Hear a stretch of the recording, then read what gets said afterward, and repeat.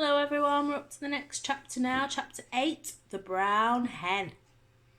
George stood in the farmyard looking up at the roof. The old farmhouse had a fine roof with pale red tiles and tall chimneys. There were no sign of Grandma.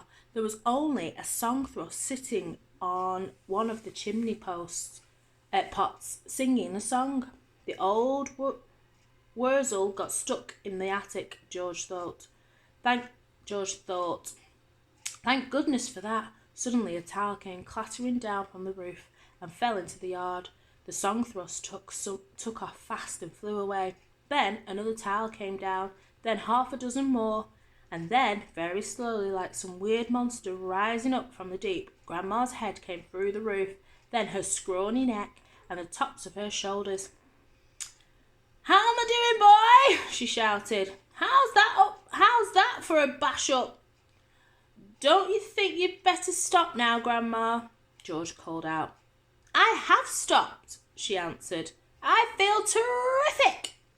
"Didn't I tell you I had magic powers? Didn't I warn you I had wizardry in the tips of my fingers? But you wouldn't listen to me, would you? You wouldn't listen to your old Grandma. You didn't do it, Grandma," George shouted back to her. "I did it. I made you a new medicine." "A new medicine? You? What rubbish!" she yelled. There's Grandma at the top, coming out of the roof.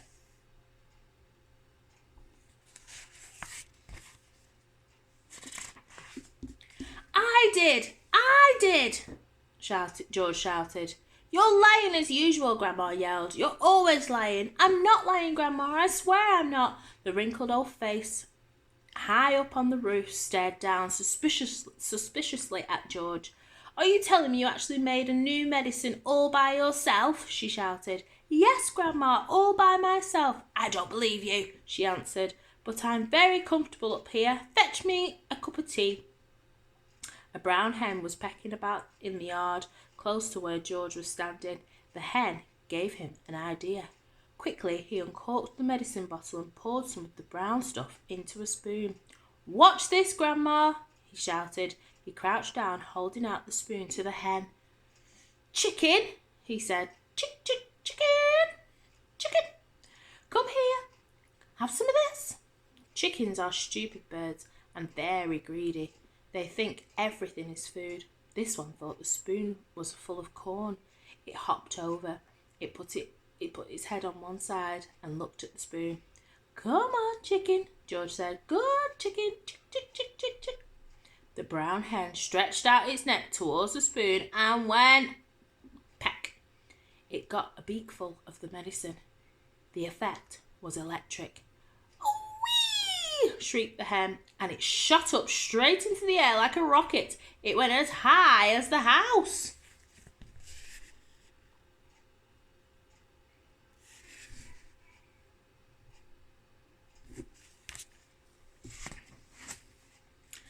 Then down it came again into the yard, splosh! And there it sat with its feathers all sticking straight out from its body.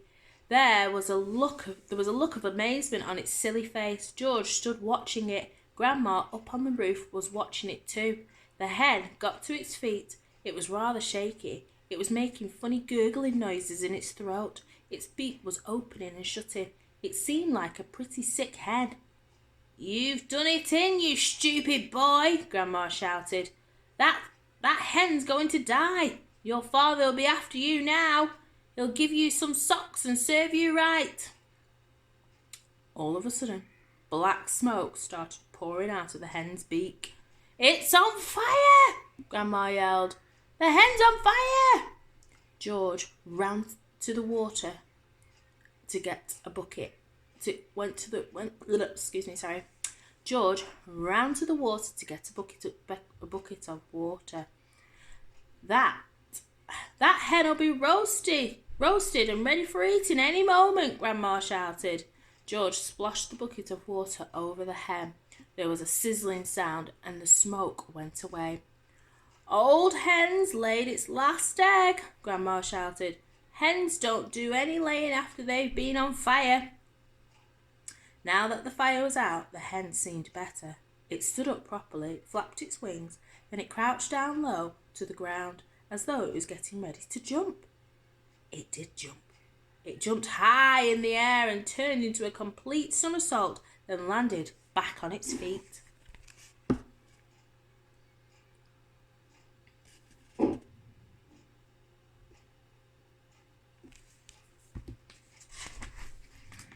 It's a circus hen, Grandma shouted from the rooftop. It's a flipping acrobat. Now the hen began to grow. George had been waiting for this to happen. It's growing, he yelled. It's growing, Grandma. Look, it's growing. Bigger and bigger, taller and taller it grew. Soon the hen was 4 or 5 times its normal size. Can you see it, Grandma? George shouted. I can see it, boy, the old girl shouted back. I'm watching it. George was hopping about from one foot to the other with excitement, pointing at the enormous hen and shouting, It's the magic medicine, Grandma, and it's growing just like you did. But there was a difference between the way the hen was growing and the way Grandma grew. When Grandma grew taller and taller, she got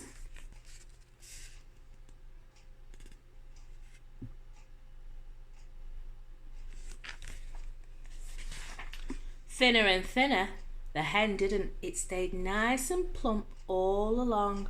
Soon it was taller than George, but it didn't stop there. It went right on growing until it was about as big as a horse. Then it stopped. Doesn't it look marvellous, Grandma? George shouted. It's not as tall as me, Grandma sang out. Compared with me, that hen is titchy small, and I'm the tallest of them all. That's the end of that chapter. See you in the next chapter.